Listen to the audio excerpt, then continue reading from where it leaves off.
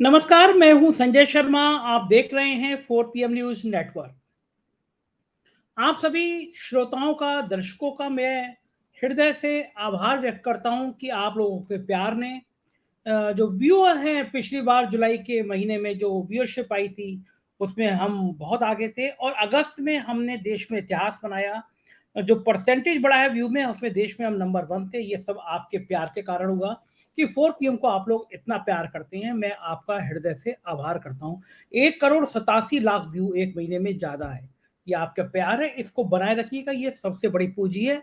आपसे रिक्वेस्ट है कि वीडियो में नीचे ज्वाइन बटन है, उसको ज्वाइन करिए, चैनल को सब्सक्राइब करिए। बहुत सारे दर्शक मेरे ऐसे हैं जो चैनल वीडियो देखते थे लेकिन उन्होंने चैनल को सब्सक्राइब नहीं किया है। आपका एक सब्सक्राइब करना हमें और ताकत देता है, तो चैनल को सब्सक्राइब करिए। दोस्तों से भी कहिए कि ये गोदी मीडिया वाला चैनल नहीं है, सच बोलने वाला है, तो सब्सक्राइब करें। मैं बात अब आज के मुद्दे पे करता हूं। प्रधानमंत्री जी मध्य प्रदेश गए, बहुत जोर शोर से गए। 6 महीनों में 7 बार जा चुके हैं। प्रधानमंत्री जी को पता है कि मध्य प्रदेश और राजस्थान ऐसे मुद्दे हैं, ऐसे राज्य हैं, अगर वहां हारते हैं तो 2024 का प्रधानमंत्री जी का सपना टूट सकता है। वहां गए लेकिन शिवराज सिंह चौहान का नाम नहीं लिया, शिवराज सिंह चौहान का शाह भी नहीं बोला। कारण कारण साफ है कि वहां पर ढेरों मुख्यमंत्री पद के दावेदार हो गए। मध्य प्रदेश में जो भाजपा की हालत पतली है, उसका इस बात से ज्यादा बड़ा सबूत नहीं हो सकता कि 3-3 केंद्रीय मंत्री, 6-6 सांसद मैदान में उतार दिए गए हैं विधानसभा का चुनाव लड़ने के लिए। मैं बात कर रहा था मध्य प्रदेश के सीनियर जर्नलिस्टों से, वो कह रहे थे कि मध्य प्रदेश में प्रधानमंत्री की बॉडी लैंग्वेज, उनकी शैली बहुत खराब थी, बहुत हड़बड़ाए हुए थे, बहुत घबराए हुए से थे। और बार बार उन्होंने कहा कि कांग्रेस ने मध्य प्रदेश को बर्बाद कर दिया। मजे की बात है कि थोड़ा बहुत काल, 1 साल का समय छोड़ दें तो 20 सालों से मध्य प्रदेश में कांग्रेस की नहीं, भाजपा की सरकार है। तो प्रधानमंत्री जी ये समझ नहीं पाए कि वो क्या बोल रहे हैं। 20 सालों से जहां सरकार हो, वहां किस अव्यवस्था की बात कर रहे हैं। देश का सबसे बड़ा नौकरी का घोटाला व्यापम हुआ, जिसके एक के बाद एक करके गवाह मारे गए, लेकिन व्यापम में 80 गुनाहगार आज तक बचे हुए हैं। इन तमाम मुद्दों पर बात करूंगा और आज खुलासा करूंगा कि अयोध्या से मोदी के कनेक्शन का क्या है प्लान। भारतीय जनता पार्टी क्यों समझ रही है कि 2024 में अब उसके पास एक ही मुद्दा बचा है, वो है कि राम मंदिर के मुद्दे पर माहौल गर्म करो। संघ प्रमुख मोहन भागवत आए थे लखनऊ में। एक तरफ वो कह रहे हैं कि अपने स्वयं सेवकों से कह रहे हैं कि तुम मस्जिदों में जाओ, चर्च में जाओ, गुरुद्वारे में जाओ, संवाद करो, सामंजस्य बिठाओ। दूसरी तरफ सांसद रमेश भिदोड़ी जी संसद में जो जो अब शब्द की बौछार कर रहे हैं, जो गालियां दे रहे हैं एक धर्म विशेष के सांसद को, वो यहाँ पे दोहराई भी नहीं जा सकती। तो आखिर ये दोहरा चरित्र ये जो है, वो क्या रवैया अपना रहा है, क्या है प्लान, ये आपको खुद सोचना चाहिए। भारतीय जनता पार्टी घोसी के उपचुनाव के बाद उत्तर प्रदेश में डरी हुई है। वो समझ रही है कि उत्तर प्रदेश में दलित और पिछड़ी जातियों के बीच में अपने हक को लेकर एक उफान आ रहा है। घोसी के नतीजों ने साबित कर दिया कि पिछड़ी जातियां, दलित जातियां, ऊंची जातियों के बीच भी सरकार को लेकर, पार्टी को लेकर बहुत नाराजगी है। घोसी में ना सिर्फ पिछड़ी जाति, दलित जाति, बल्कि ऊंची जातियों के वोट भी समाजवादी पार्टी यानी इंडिया गठबंधन को चले गए। बीच बीच में खबर आती है कि खड़गे साहब और नीतीश कुमार भी फूलपुर से चुनाव लड़ सकते हैं। तो भारतीय जनता पार्टी के नेता चर्चा कर रहे हैं कि इससे निपटने का एक ही उपाय है कि राम मंदिर जनवरी में उसका उद्घाटन हो जाएगा और उसके बाद प्रधानमंत्री जी को अयोध्या से चुनाव लड़ा दिया जाए। प्रधानमंत्री और अयोध्या को ब्रांड बनाया जाए, इस मुद्दे पे माहौल गर्म किया जाए और जीत का मार्ग प्रशस्त किया जाए। ऐसी सुगबुगाहट तो बहुत दिनों से हो रही थी, लेकिन फैजाबाद अयोध्या के जो मीडिया प्रभारी हैं भारतीय जनता पार्टी के, उन्होंने डॉक्टर रजनीश सिंह, उन्होंने बाकायदा प्रधानमंत्री को खत लिख दिया कि प्रधानमंत्री जी आइए और अयोध्या से चुनाव लड़िए। भारतीय जनता पार्टी का कोई जिम्मेदार व्यक्ति ऐसे ही खत नहीं लिख देता। जाहिर है कि इसके पीछे कोई रणनीति होती है। संघ प्रमुख का लगातार उत्तर प्रदेश में आना, सुनील बंसल का कैंप करना और अब अयोध्या के मीडिया प्रभारी का प्रधानमंत्री को खत लिखना कि आइए प्रधानमंत्री जी अयोध्या से चुनाव लड़िए, यहाँ के साधु संत आपका इंतजार कर रहे हैं। तो क्या वास्तव में प्रधानमंत्री बनारस छोड़ के अयोध्या से चुनाव लड़ सकते हैं? और अगर लड़ेंगे तो उसका उत्तर प्रदेश में क्या असर हो सकता है? क्या प्रधानमंत्री जी की जो सीट छोड़ रहे हैं वो माँ गंगा ने मुझे बुलाया था, कहेंगे भगवान राम ने मुझे बुलाया था, उस सीट पे क्या जेपी नड्डा या अमित शाह लड़ेंगे? ये बीजेपी के अंदर चर्चाएं हो रही हैं। तो मैंने सोचा आज मैं सीधा बीजेपी के उसी मीडिया प्रभारी से आपकी बात कराऊं, देखूं उनसे, समझूं उनसे कि क्या वास्तव में प्रधानमंत्री अयोध्या से लड़ने का प्लान बना रहे हैं। तो चलते हैं रजनीश सिंह के पास, मीडिया प्रभारी हैं वो, मेरे अनुरोध पे आए और कुछ देर बात की उन्होंने, तो मैं आपको वो सारी बातचीत सुनवाता हूँ। चलते हैं रजनीश जी पे। डॉक्टर रजनीश सिंह, स्वागत है आपका 4 पीएम में।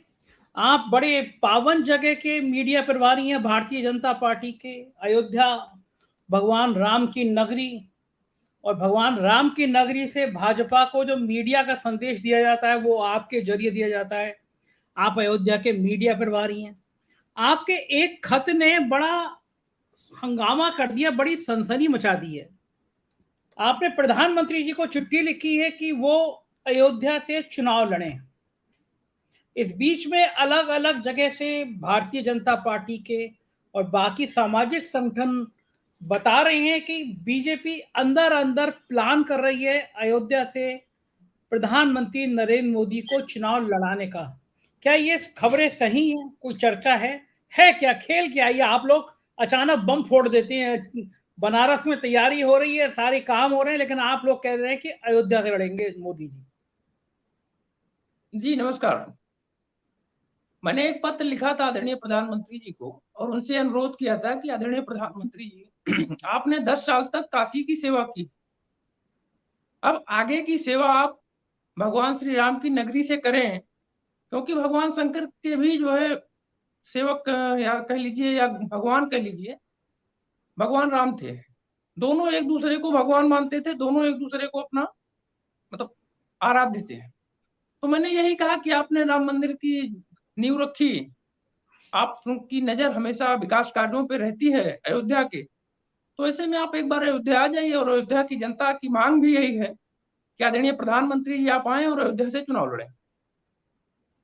रजनीश जी, भारतीय जनता पार्टी का कोई भी नेता अचानक अचानक ऐसी चिट्ठी नहीं लिख देता जब तक कोई पीछे प्लान ना हो। आप बड़े जिम्मेदार पद पर हैं और मैं ये मान लूं कि आपके मन में भावना आई, सुबह आपने सपना देखा और सपना देख के चिट्ठी लिख दी और प्रधानमंत्री जी चुनाव लड़िए। आप लोगों के बारे में कहा जाता है कि आप तालाब में एक कंकड़ मारकर लहरें देखती है, कितनी तेज लहर हुई। पीछे का प्लान बताइए, पीछे का प्लान है क्या? मोदी जी को चुनाव लड़ाकर राम मंदिर के मुद्दे को देश भर में ब्रांड करने का प्लान है? उत्तर प्रदेश के जिले जिले में मोदी और राम मंदिर को जोड़ के खेल करने का प्लान है? इसके पीछे योजना क्या है? देखिए, मोदी जी का प्लान तो आदरणीय मोदी जी ही जाने, लेकिन मैं अयोध्या के पूज्य साधु संतों के बीच में रहता हूँ और उनसे बात विवाद संवाद होता रहता है। तो करीब करीब लगभग सभी संतों ने भी अपनी इच्छा जाहिर की है कि आदरणीय मोदी जी अगर अयोध्या से लड़ जाएं तो और अच्छा रहेगा, क्योंकि मोदी जी का अचानक से दीपोत्सव में आना अयोध्या के पूज्य संतों को काफी जो है मतलब आकर्षित कर गया कि उनका राम के प्रति। और राम भगवान श्री राम का जब आपको याद होगा, जब ये श्री राम जन्मभूमि के भूमि पूजन में आए थे, उन्होंने भगवान राम को दंडवत साष्टांग किया था। वो चित्र आज भी प्रत्येक अयोध्या वासियों के मन में बस गया है। इसलिए पूज्य संतों की भी यही इच्छा है कि आदरणीय मोदी जी अगर अयोध्या से लड़ेंगे तो इससे बेहतर और कुछ नहीं हो सकता है। रजनीश जी, मोहन भागवत जी आते हैं लखनऊ में, जी संघ कार्यालय में मुख्यमंत्री जी जाते हैं, लंबी मंत्रणा होती है। मोहन भागवत जी उसके बाद कहते हैं कि संघ के कार्यकर्ताओं को मस्जिद, गुरुद्वारे, चर्च जाना चाहिए, अपने मुस्लिम भाइयों से, सिख भाइयों से, ईसाई भाइयों से मिलना चाहिए। मोदी जी अयोध्या से चुनाव लड़ने की बात आप लोग कर रहे हैं। ये संघ और बीजेपी का कुछ जबरदस्त प्लान चल रहा है जो हम लोग शायद डिकोड नहीं कर पा रहे हैं, और कोई योजना चल रही है। नहीं, जहां तक राष्ट्रीय स्वयंसेवक संघ का सवाल है तो एक समाज सेवी संगठन है और उसने हमेशा सर्वधर्म समभाव की बात की है। और पूज्य मोहन भागवत जी का बयान समय समय पर इस प्रकार से सामाजिक सौहार्द को बढ़ाने वाला बयान अक्सर आता रहता है। तो इसमें कोई नई बात नहीं है। संघ ने हमेशा भारत जोड़ो, वसुधैव कुटुंबकम और सर्वधर्म समभाव में विश्वास रखा है और उसी नीति पे आगे चल रहा है। रजनीश जी, कम से कम हम उन पत्रकारों में नहीं है जो ये मान लें कि संघ एक सामाजिक संगठन है, वो राजनीतिक संगठन नहीं है। एक सामाजिक संगठन मुख्यमंत्री को, दोनों डिप्टी सीएम को अपने कार्यालय में तलब करता है, फिर वो सरकार के और संगठन के कामकाज की बात करता है। ये कौन सा सामाजिक संगठन ऐसा देश में पैदा हो गया जो डिप्टी सीएम और सीएम, दोनों डिप्टी सीएम और सीएम को तलब करता है? ये सामाजिक संगठन कब से होने लगा? ये कहिए सबसे ताकतवर राजनीतिक संगठन है। मोहन भागवत के इशारे पे सीएम और पीएम रहते हैं। पीएम साहब ने तो हालांकि लिफ्ट देना कम कर दिया संघ को, लोग ऐसा कहते हैं। लेकिन ये सामाजिक संगठन आप हमें समझाएंगे और हम समझ लेंगे, ऐसे तो सब नहीं चलेगा भाई। है तो सामाजिक संगठन ही, लेकिन हमारे विचार परिवार से उनके काफी कुछ मेल मिलाप है। और हमारा जो विचार परिवार है भारतीय जनता पार्टी और राष्ट्रीय स्वयंसेवक संघ की, ये विचार लगभग एक है। इसलिए हमारी उनकी नजदीकियां हैं। और हम भी, और आप लगभग भारतीय जनता पार्टी का प्रत्येक कार्यकर्ता लगभग कहीं ना कहीं से वो राष्ट्रीय स्वयंसेवक संघ से जुड़ा भी है, क्योंकि हमारे और उनके विचार एक हैं। तो इस नाते हो सकता है कि विचार परिवार में समय समय पे विचारों का आदान प्रदान हमारे शीर्ष नेतृत्व के द्वारा किया जाता है। उसी कड़ी का एक हिस्सा रहा होगा कि पूज्य मुख्यमंत्री जी और डिप्टी सीएम साहब दोनों लोग वहां गए होंगे। मतलब विचार एक रहता है, संघ कहता है कि यहाँ पे पेच कसो और बाकी बजरंग दल के लड़के पेच कसने चल देते हैं। बजरंग दल भी संघ का एक हिस्सा है ना, विश्व हिंदू परिषद और बजरंग दल हाँ, अनुसांगिक संगठन है अपने अपने। संगठन है ना। तो ये जो मोहन भागवत जी कह रहे हैं कि मुस्लिमों से बात करो, सामाजिक समरसता बढ़ाओ, तो फिर वो बजरंग दल के वो लड़के क्या कहेंगे? वो बेहूदे लड़के क्या करेंगे जो मस्जिद पे चढ़ के झंडा फहराते हैं, जो जय श्री राम करके मॉब लिंचिंग करती हैं? वो गुंडे फिर बजरंग दल में क्या करेंगे? तो मोहन भागवत जी कह रहे हैं मुस्लिमों से प्यार की बातें करो, बजरंग दल के लड़के मुस्लिमों के यहाँ जाके मॉब लिंचिंग करते हैं। ये दोहरा चरित्र क्या देश को समझ नहीं आएगा? मॉब लिंचिंग इक्का दुक्का अगर मान लीजिए किसी ने कुछ किया भी हो तो उस पर शासन और प्रशासन के द्वारा कई कार्रवाई की गई है। चाहे जिनका भी आप देखेंगे, अगर किसी ने मॉब लिंचिंग या समाज की जो ताने बाने को ध्वस्त करने का काम किया है, सरकारों ने समय समय पे अपने हिसाब से आवश्यक कार्रवाई उनके खिलाफ की है। और अगर किसी ने भी कहीं से गलती से भी मान लीजिए अराजकता फैलाई होगी और हो सकता है वो संघ का पदाधिकारी रहा हो, तो देर सवेर भी उसके ऊपर कार्रवाई हुई होगी। संघ से जुड़ जाने का मतलब ये नहीं होता है, या भारतीय जनता पार्टी से जुड़ जाने का मतलब ये नहीं होता है कि आपको अराजकता फैलाने का लाइसेंस मिल गया। भारतीय जनता पार्टी हो या राष्ट्रीय स्वयंसेवक संघ हो, ये बहुत ही अनुशासित संगठन है। और अगर कोई भी अनुशासनहीनता करते पाया जाता है तो उसके खिलाफ कठोर कार्रवाई प्रशासनिक स्तर पे, शासन स्तर पे निश्चित की जाती है। ये बात तो आप ठीक कह रहे हैं रजनीश जी की कार्रवाई की जाती है। जैसे हमने बुलंदशहर में कार्रवाई होती हुई देखी थी, बीजेपी से जुड़े हुए नौजवान नेताओं ने एक बावर्दी इंस्पेक्टर सुबेश सिंह की दौड़ा दौड़ा के हत्या कर दी थी। और वो जब हत्यारे जेल चले गए, हत्या के अभियुक्त जेल चले गए, जब वो जमानत पे रिहा हुए तो बीजेपी के नेताओं ने उनको माल्यार्पण किया, उन्हें पदाधिकारी बना दिया। कार्रवाई तो बहुत अच्छी हुई कि एक इंस्पेक्टर को सड़क पे दौड़ा दौड़ा के पीट के मार दिया गया, जिन पे आरोप है उनको बीजेपी का पदाधिकारी बना दिया गया। ऐसे लोग आपके यहाँ महिमा मंडित तो बहुत होते होते हैं। अभी आपका एक सांसद पार्लियामेंट में जिन शब्दों का इस्तेमाल कर रहा था वो पूरी दुनिया में देखा है कि विदुड़ी जी क्या कह रहे थे वहां पे। तो आपके सम्मान यही मिलता है कि जो जितनी गाली देगा वो उतना बड़ा नेता बनेगा, जो धर्म विशेष पे हमला करेगा वो उतना बड़ा नेता बनेगा। ऐसी धारणा है ना आपके यहाँ?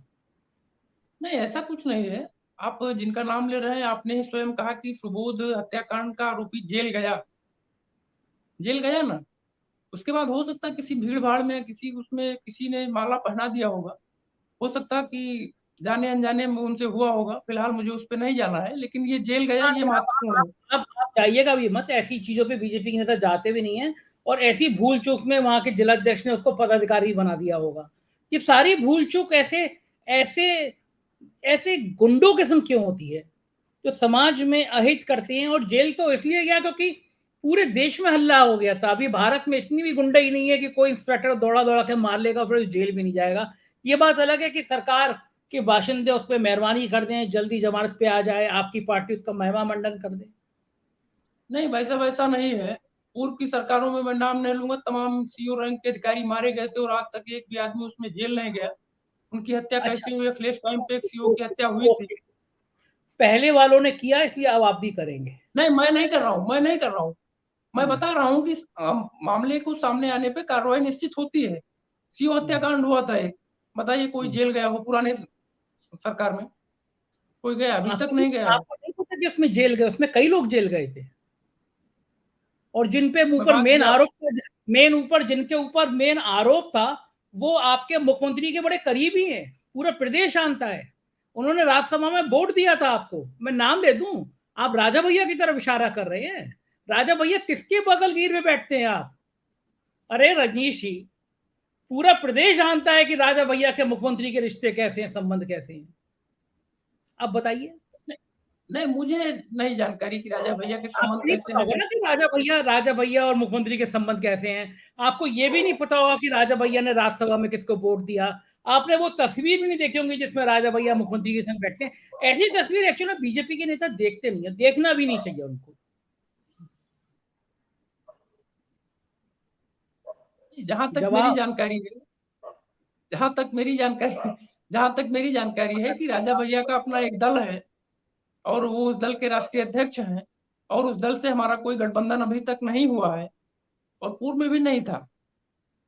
तो इस नाते मेरी जानकारी में नहीं है कि उनका किसी भारतीय जनता पार्टी या किसी नेता के साथ कोई संबंध होगा। कोई संबंध नहीं, कोई फोटो भी देखी नहीं होगी ना आपने आजकल जब तो? पुरानी, अब वो भी विधायक हैं, अगर सदन के बीच में अगर कोई विधायक किसी से शिष्टाचार आपने भेंट हो रही है तो मुख्यमंत्री के निवास पर राजा भैया की फोटो देखी नहीं होगी ना? पूरे उत्तर प्रदेश से देखी है, लेकिन मुख्यमंत्री जी समय समय पे विधायकों का भोज करते रहते हैं, तो उसमें सपा के भी विधायक जाते होंगे, बसपा के भी जाते होंगे, कांग्रेस के अच्छा भी जाते रजनीश होंगे, जी, तो बिल्कुल। ईमानदारी से बताइए, कि अगर मैं कल आपको बिना भोज की व्यक्तिगत तस्वीर दे दूं मुख्यमंत्री के साथ राजा भैया की, व्यक्तिगत 1 to 1,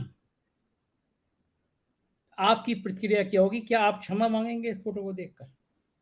नहीं, क्षमा मांग सकते हैं, आप बड़े हैं, आपसे क्षमा मांगने में कोई प्रायश्चित नहीं मुझे होगा नहीं, हमको, लेकिन दर्शकों से, मैं तो वैसे कोई बात नहीं है। मैं इतना जानता हूं कि जो व्यक्ति 25 साल से विधायक है, अगर वो माननीय मुख्यमंत्री जी से मिलने के लिए समय मांगेगा, तो भोज के अलावा भी उसको माननीय मुख्यमंत्री जी समय देते हैं। समय समय पे आदरणीय शिवपाल यादव जी भी माननीय मुख्यमंत्री से मिलते रहते हैं। ओम प्रकाश हम्म, राजभर भी मिलने चले जाते हैं, और हम्म, आराधना मिश्रा जी भी समय समय पे जाती रहती हैं। उमा शंकर जी हम्म, जाते रहते हैं। ये सब भी गैर हम्म, दल के ही विधायक हैं। तो अगर उस हम्म। तरीके से कोई विधायक गया होगा तो समय नहीं, तो मैं निश्चित भैया, है मैं माननीय बिल्कुल मुख्यमंत्री। बुरा नहीं मान रहा, राजा भैया लगातार विधायक होते रहते हैं, मैं इसका बुरा नहीं मान रहा। मैं तो आपको, आपने उस सीओ हत्याकांड की याद कराई, मुख्य आरोपी उस समय राजा भैया का नाम आया था, राजा भैया ने इस्तीफा देना पड़ा था। तो मैंने आपको सब कड़ियां जोड़ के बता दी कि मैंने, पूरा उत्तर प्रदेश जानता है कि मुख्यमंत्री के और राजा भैया के बड़े अच्छे रिश्ते हैं। मिलने जुलने में मैं कोई आपत्ति नहीं कर रहा, चूंकि आपने जिक्र किया इसलिए मैंने जिक्र किया। खैर, मैं अयोध्या पे आता हूँ। जी। अयोध्या में बीच में यह भी बात हुई थी कि योगी आदित्यनाथ विधानसभा का चुनाव लड़ेंगे, वो नहीं लड़े। तो ये प्रधानमंत्री का चुनाव लड़ने की बात क्या हवा हवाई है, या वाकई में प्रधानमंत्री का मन भी बना है? दिल्ली की कोई टीम आ रही है, कोई दिल्ली के लोगों ने यहाँ पे कुछ देखा है? ये समय समय पे पार्टी के द्वारा भी और कार्यकर्ताओं के द्वारा भी शीर्ष नेतृत्व से मांग की जाती है, और हर, मुझे लगता है कि उत्तर प्रदेश नहीं पूरे भारत के लोग चाहते होंगे कि मोदी जी हमारी सीट से चुनाव लड़ें। तो उसी प्रकार मेरी भी इच्छा थी, और तमाम साधु संतों से भी मैंने बातचीत की, सबकी इच्छा यही थी कि आदरणीय मुख्यमंत्री प्रधानमंत्री जी अगर अयोध्या से चुनाव लड़ जाए तो बेहतर रहेगा। तो जो आप बता रहे हैं कि माननीय मुख्यमंत्री जी के चुनाव लड़ने की चर्चा थी, तो हो सकता है ऐसा रहा हो कि, क्योंकि मैं बता रहा हूं आपको, हर आदमी चाहता है कि टॉप लीडर मेरे यहाँ से चुनाव लड़े। तो उस टाइम पे भी चूंकि मुख्यमंत्री जी एक पीठाधीश्वर भी हैं, इस नाते साधु संतों की इच्छा रही कि अयोध्या से चुनाव लड़ें, लेकिन पार्टी का पार्लियामेंट्री बोर्ड अपना निर्णय लिया, माननीय मुख्यमंत्री जी को गोरखपुर से चुनाव लड़ना पड़ा। लेकिन अच्छा, मांग अगर करना कोई गलत नहीं है, बिल्कुल ठीक बात, मांग तो अगर हर आदमी लेकिन करते हैं। मोदी जी अयोध्या से चुनाव लड़ते हैं, तो फिर बनारस से चुनाव कौन लड़ेगा? अब बनारस से कौन लड़ेगा, बनारस का पार्लियामेंट्री बोर्ड तय करेगा। लेकिन मुझे लगता है कि अगर ऐसी बात आती है तो पहले तो अयोध्या से लड़े, हम लोग स्वागत करेंगे आदरणीय प्रधानमंत्री जी का। लेकिन बनारस से भी हो सकता है कोई राष्ट्रीय चेहरा आ जाए। कौन जैसे? अब वो काम पार्लियामेंट्री बोर्ड का है। आपके हिसाब से, आपकी जानकारी, आप तो बहुत एक्टिव हैं बीजेपी में, आपका मीडिया प्रभारी हैं, कौन-कौन नामों की चर्चा चल रही होगी? वैसे लोग तो बात करते ही हैं हो बीजेपी में। सकता अब नाम का खुलासा करना थोड़ा गलत होगा, लेकिन मुझे लगता है कोई राष्ट्रीय चेहरा अरे भी हो मैं सकता ये है। तो नहीं कह रहा आप पुष्ट कर रहे हैं, लेकिन मैं तो ये पूछना चाह रहा हूँ कौन-कौन से नामों की चर्चा चल रही है? आप मीडिया से इतनी छुपाते क्यों राष्ट्रीय चीज़ें? राष्ट्रीय चेहरे में अमित शाह जी भी हो सकते हैं, नड्डा जी भी हो सकते हैं और कोई भी हो सकता है। वाह! ये मेरा धन्यवाद व्यक्तिगत विचार है। ये मेरा व्यक्तिगत धन्यवाद विचार है। धन्यवाद इस बड़ी जानकारी के लिए। शुक्रिया रजनीश जी, आपने इतनी जानकारी दी। कोई और बात होगी तो हम आपसे संपर्क करते रहेंगे। धन्यवाद। तो ये थे भारतीय जनता पार्टी के मीडिया प्रभारी रजनीश सिंह। हमने थोड़े तीखे-तीखे सवाल पूछे, लेकिन बीजेपी के लोग बहुत दाएँ-बाएँ करते रहते हैं। हो सकता है ये प्लान सही भी हो और हो सकता है ये प्लान गलत भी हो। ये चर्चाएँ सही भी हों या ये चर्चाएँ गलत भी हों, लेकिन चर्चाएँ हैं। बीजेपी के अंदर इस बात की सुगबुगाहट है। बीजेपी के अंदर इस बात की चर्चा है कि अयोध्या से मोदी जी या कोई बड़ा नाम चुनाव लड़ सकता है। भगवान राम की नगरी में एक नया संकेत दिया जा सकता है। भगवान राम के नाम पर जातियों का जो गठबंधन बन रहा है, जातियों की गोलबंदी हो रही है, उसको तोड़ा जा सकता है। ये संघ का और बीजेपी का मानना है। क्या होगा हम आपको बताते रहेंगे। आप देखते रहिए 4 पीएम। अपनी राय से जरूर अवगत कराइएगा। चैनल को ज्वाइन करिएगा। राज्यों के हमारे चैनल है 4 पीएम यूपी, बिहार, गुजरात, महाराष्ट्र, कर्नाटक, उन्हें भी सब्सक्राइब करिएगा। Thank you.